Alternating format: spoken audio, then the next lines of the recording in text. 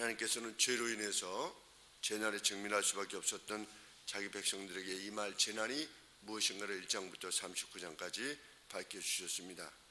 너무 괴로워할까 봐 하나님께서는 이후에 있게 될 일들을 미리 밝히심으로 자기 백성들을, 그 가운데 하나님을 신뢰했던 이들을 위로하기를 원하셨습니다. 41장 한마디로 말하면 동방으로부터의 정복자 곧 고레스 왕을 보내실 것이다. 그래서 포로되어 갔던 이스라엘 백성들을 회복해 하실 것이다. 그 내용이 41장의 골자입니다. 그의 등장은, 고레스의 등장은 이방인 왕들에게는 공포스러운 것이 될 것이다. 반면에 이스라엘에게는 구원이 될 것이다. 이렇게 지금 예언하시는 것입니다. 그러면서 하나님께서는 이를 미리 밝히시고 이루심으로 참으로 하나님께서 세상 역사의 주이시다고 하는 증거를 반드시 보이시겠다. 이것이 예언의 말씀입니다. 1절에 서쪽의 섬들아, 우리 구약에서 주로 섬들이라고 하는 것은 이방 나라들, 그러니까 유럽 쪽에 이방 나라들 모두를 소집하여서 들으라. 앞으로 내가 이런 일이 있을 것이다. 내가 이런 일을 행할 것이다. 와서 들으라. 내 앞에 와서 잠잠하라. 그 내용이 무엇이냐? 하나님의 의로움을 실현하시기 위해서 동쪽에서부터 한 왕을 부르셔서 그분의 발 아래, 하나님 앞에 발 아래 오게 하시고, 누가 동방에서 사람을 일으키며 하나님이 동쪽으로부터 한 사람을 일으켜가지고 무엇 때문에?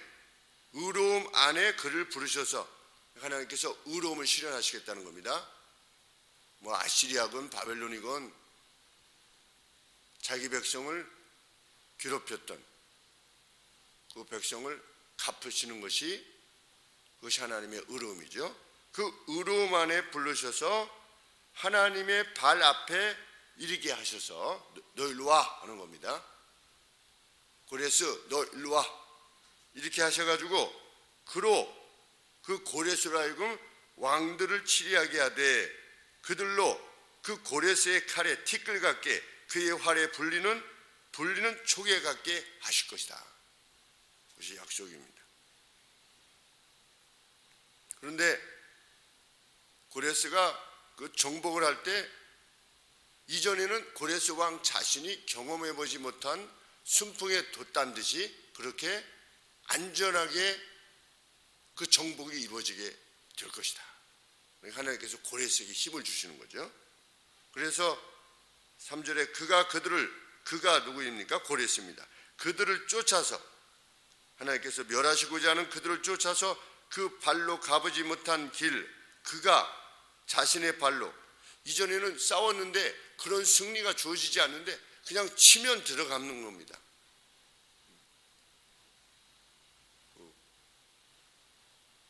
골프 칠 때 우리 정영규 집사님처럼 예전에는 안 됐었는데 그날은 그냥 멀리서도 그냥 치면 그냥 그 컵 안으로 들어가는 그런 표현인 겁니다. 이 표현이 그 발로 가보지 못한 길을 안전히 지나가게 할 것이다. 고레스가 가면 그냥 승리하는 겁니다. 내가 그렇게 할 것이다. 그러니까 뭐 러시아가 우크라이나를 이러니 저러니 하나님이 막으시면 못 가는 겁니다. 갑자기 뭐 푸틴이 심장마비로 가게 하신다든지, 아니면 그 안에 발견되지 않았던 무슨 암이 발견됐다든지, 아니면 그 안에서 뭐 모반이 갑자기 일어나게 한다든지 모르는 것입니다. 세상 역사는 내가 이룰 것이다. 그래서 4절 말씀에 이 일을 누가 행했느냐, 누가 이루었느냐, 누가 태초부터 만대를 명정하였느냐. 명정하였느냐 무슨 뜻이냐면 불러냈느냐, 세대들을 불러냈느냐. 이 무수한 세대들을 역사 가운데 이렇게 불러낸, 만들어낸, 창조해낸 존재가 누구냐? 나 여호와라. 태초에도 나요 나중에 있을 자 최후에 있을 자에게도 내가 곧 그니라. 이게 뭐라 그러냐면 I am he. 이 표현 생각나시죠? 저 무리로 걸어오시니까 막 무서워하니까 내니 두려워 마라 그랬지 않습니까? 그때 말씀하신 겁니다. I am he 이렇게 말씀하신 겁니다. 성경에서 우리 헬라어로는 에고 에임이죠. 에고 에임이 I am he. 내가 곧 그다. 그러니까 나야 나 이게 아니고 내가 곧 그니라. 어떻게 무리로 걸어오실 수 있는가? 나기 때문에. 지금 이러한 역사를 어떻게 이룰 수 있느냐? 태초부터 나라는 겁니다. 그리고 마지막에 있는 사람에게도 내가 곧 그니라. 내가 곧 그다라고 하는 것은 하나님이시라는 것이죠. 이것이 얼마나 장엄한 선언인지 알 수 없습니다. 특별히 어려움을 겪고 있는 때에 여전히 내가 크다. 그 사태가 발생할 때 이방 나라들은 두려워하게 될 것이다. 5절에 섬들이 보고 두려워하며 땅끝이 무서워 떨며 함께 모여와서 막 고레스가 일어나니까 각기 이곳을 도우며 그 형제에 이르기를 너는 담대하라. 자 우리 힘내서 한번 맞서보자. 이렇게 하면서 그들이 섬기던 그 우상을 다시 지금 새롭게 하는 겁니다. 야 저 우리 신하한테 도움을 요청해야 되니까 어떻게 하는 겁니까? 부서진 데 다시 고치고 색도 다시 칠해가지고 우리 구하자라고 해도 안 될 거라는 겁니다. 7절 말씀이 그래요. 우상으로 흔들리지 않게 하는도다. 무서워서. 그렇지만 답을 얻지 못하게 될 것이다. 반면에 그 상황이 벌어질 때 내 백성아 두려워하지 말아라. 이거 뭐지? 이렇게 두려워하지 말아라. 내가 너희들 편에 있기 때문이다. 그 사태가 발생하기 때문에 너희들은 내게 누구다? 9절 말씀에 내가 땅끝에서부터 너를 붙들며, 여기서 땅끝은 어디냐면 갈대아 우르입니다.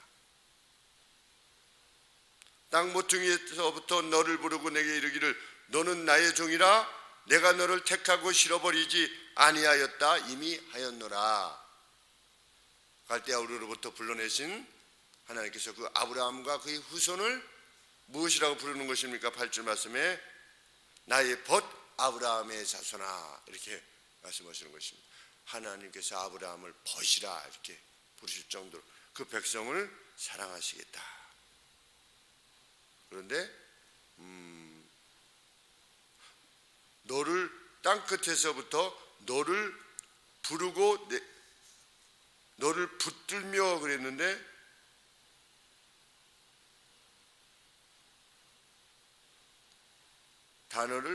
무슨 단어를 썼냐면 fetch라고 하는 단어를 썼는데 그것을 안아오셨대요. 이렇게 안았다라고 하는 표현을 하나님께서 사용하시는 것입니다. 9절 말씀에 두려워 말라 내가 너희와 함께 함이라. 유명한 말씀이죠. 우리 다들 좋아하시는 이 말씀 참 좋아하시는데 이러한 환경 가운데서 주어진 말씀입니다. 너희 자신에 대해서 걱정스럽게 보이지 말라. 내가 너희의 하나님이기 때문이다. 내가 너희를 힘있게 할 것이다. 분명 내가 너희를 도울 것이다. 분명 내가 너희를 나의 오른손으로 들어 옹호할 것이다. 15절 16절에 결국 원수는 이스라엘을 도우시는 하나님의 도우시는 바람에 소멸되게 될 것이다. 17절에 가련하고 빈핍한 이스라엘에게 그 어떤 구원자도 없을 때에 하나님께서 친히 그들에게 대답하실 것이며 그들을 결코 잊지 아니하실 것이다. 하나님의 약속입니다. 그런데 그것은 단지 조금 도와주는 그러한 것이 되는 것이 아니라 18절에 헐벗은 고지에 강을 열 것이고 골짜기 가운데 세민하게 하실 것이며 사막으로 풀장이 되게 하실 것이고 마른 땅으로 물의 원천이 되게 하시는 획기적인 풍요. 완전히 새로워지는. 그러니까 고레스 왕에 의해서 다시금 보냄을 받게 될 때 이스라엘이 굉장한 풍요 가운데 거하게 하셨다고 하는 것을 우리는 알게 됩니다. 그냥 단지 나중에 이제 돌아와서 처음 돌아갈 때는 힘들었죠. 그런데 다시금 하나님께서 그들에게 풍요를 주셨다는 것을 알게 됩니다. 19절에 보시면 백향목, 아카시아와 시띠나무, 올리브나무, 잣나무, 소나무, 황양목으로 채우시는 회복이 될 것이다. 이렇게 약속하시는 것입니다. 그러면서 하나님께서는 우상들과 우상들을 섬기는 자들에게 21절에 너희 경우는 어떠하냐 이렇게 물으시는 겁니다. 어떻게 보면 좀 실문하시는 거죠. 나는 이렇게 하려고 그러는데 너희는 어때? 이렇게 너희도 한번 너희가 행하는 바에 대해서 한번 이야기해봐. 그리고 나서 이루어봐. 그러면 내가 너희를 신이라고 칭해줄게. 이렇게 하나님께서 말씀하시는 것입니다. 무엇이 지금 앞으로 이루어질 것인가에 대해서 한번 말해봐, 우상들아. 세상의 종교와 우리 기독교와 다른 이유는 무엇입니까? 기독교는 역사성을 지닌 겁니다. 그것이 유일하게 다른 겁니다. 역사전에 말씀하시고 그것을 이루시는 겁니다. 다른 종교는 역사성이 없어요. 앞으로 어떤 일이 일어날 것이고 몇 년 뒤에 어떻게 할 것이고 이런 것들이 없어요. 다른 종교 그냥 뭐 착하게 살아라, 무슨 뭐 동물을 죽이지 말아라, 뭐 사람들을 어떻게 친하게 지내라, 뭐 이런 어떤 그 윤리적인 내용은 있지만 역사성이 없습니다. 그래서 하나님께서 말씀하시는 것입니다. 21절 말씀에 22절 장차 당할 일을 우리에게 진술하라. 또 이전의 일을 어떠한 것도 구하라. 이전에 어떤 일이 있었다라고 너희가 말할 수 있느냐? 앞으로 어떤 일이 이루어질 것이라고 말할 수 있느냐? 우상과 우상을 쫓는 자들아, 우리가 연구하여 그 결국을 알리라. 혹 장래사를 보이며 후래사를 진술하라. 미리 말해봐. 너희의 신됨을 우리가 알리라. 23절에 또 복을 내리든지 화를 내리라. 우리가 함께 보고 와 진짜 신이구나 라고 놀라게 될 것이다. 과연 너희는 아무것도 아니며 우상들은 아무것도 아니며 너희의 일은 허망하며 너희를 택하는 우상 숭배자들은 가증할 뿐이니라. 바보 같은 사람일 뿐이니라. 이렇게 말씀하시는 것입니다. 과연 하나님께서는 고레스라는 인물을 등장시키셔서 이방을 점령하실 것입니다. 25절에 내가 한 사람을 일으켜 북방에서 오게 하며 내 이름을 부르는 자. 그런데 이 고레스가 자라스트리안이라고 하는 종교를 믿었는데 그가 여호와의 이름을 거론하게 될 것이다. 그는 마치 토기장이가 진흙을 밟은 같이 모든 이방에 다스리는 자들 위에 올 것이다. 그리고 나서 어떻게 할 것이다? 이스라엘을 다시금 고토로 돌아보내게 할 것이다. 내가 그렇게 만들 것이다.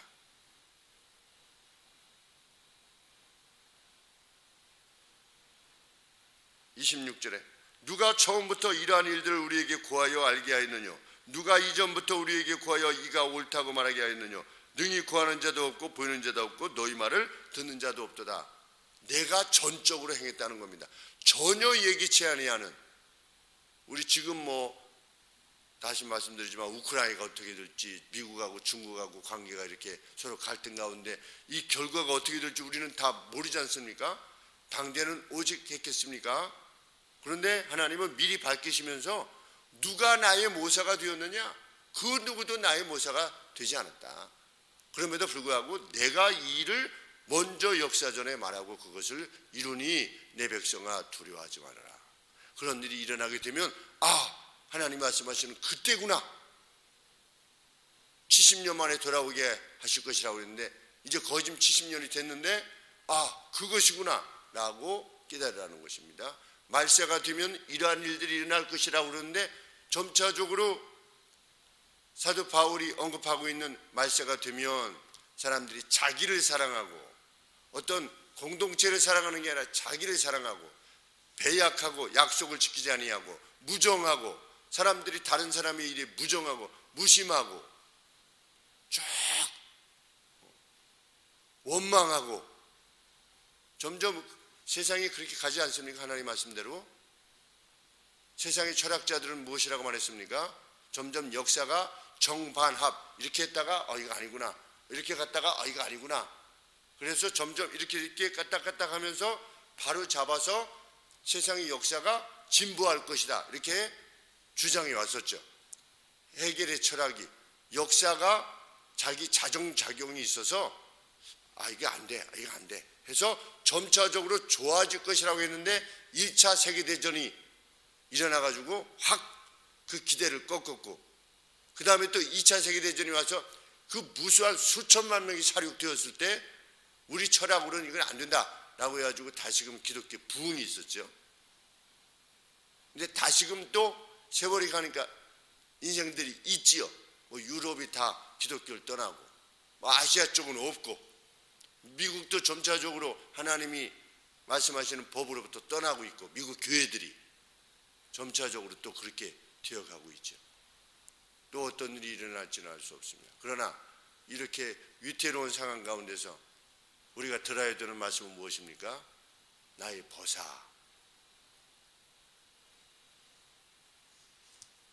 27절 말씀에 내가 비로소 시온에 이르기를 너희는 보라 그들을 보라 하였느라 내가 기쁜 소식을 전할 자 메신저를 예루살렘에 주리라. 포로됨으로부터 돌아올 그들을 보라 라고 하는 좋은 소식을 외치는 메신저를 보내셨느라 밝히시는 것입니다. 다시금 29절에 과연 우상의 모든 행사는 공허하며 허무하며 그들의 부어 만든 우상은 바라며 허탄한 것뿐이지만 나는 그것을 이루리라. 이루셨지 않습니까? 그래서 고대 근동사를 참 연구하면 연구할수록 정말 그 가운데 어느 나라만 남기신 겁니까? 이스라엘이라고 하는 나라만 남기고 다 없어진 겁니다. 나라 자체가 다 없어진 거죠. 참 하나님의 행하심이 그렇게 크고 원대하시다라고 하는 사실이 우리에게 참 소망인 줄 압니다. 지금 눈에 보이는 것들만 봐가지고서는 우리의 인생이 어떤 것인지 알 수 없지만 내가 너희를 사랑한다, 내가 너희를 붙들 것이다 라고 하시는 약속 그대로 또 우리가 우리의 역사를 거짓 마치게 될 때에 저희 외주모께서 말씀하시고 저희 아버지께서 말씀하셨듯이 하나님이 이렇게 나의 인생을 복되게 끝내시게 할 것인데 내가 과거에 젊은 날 왜 그렇게 힘들어하고 두려워하고 그랬는지 알 수 없다. 그러니 너는 할머니 희승아 너는 아무 걱정하지 말고 하나님 잘 섬겨라. 하나님 모든 것을 이루어주실 것이다. 아무 걱정하지 말고 하나님 잘 섬기다 내 곁으로 오라. 아버지 똑같은 증언을 남기시고 가신 겁니다. 똑같은 증언을 앞선 세대들이 우리도 그러한 증언을 남기게 하실 것이니 오늘 직면에 있는 그 어떤 문제라 할지라도 두려움 없이 하나님을 구하며 행하여 나갈 때 이거구나 하나님이 말씀하신 것이 라고 하실 날이 반드시 도래할 것입니다. 기도하시겠습니다. 여호와를 구하게 하여 주시옵소서. 하나님의 방식으로 살게 하여 주시고 믿음을 지니게 하여 주옵소서. 하나님께서 우리 편이 되어주시겠다라고 하는 자기 백성의 편이 되어주시겠다고 하시는 말씀이 우리의 희망이 되게 하여 주시옵소서. 이 땅을 불쌍히 여겨주시고 하나님 지도자를 선히 세워주시옵소서. 우크라이나 사태를 주여 불쌍히 여기시고 잔혹한 살인이 일어나지 아니하도록 하나님 도와주시옵소서. 예수님의 이름으로 기도합니다. 아멘.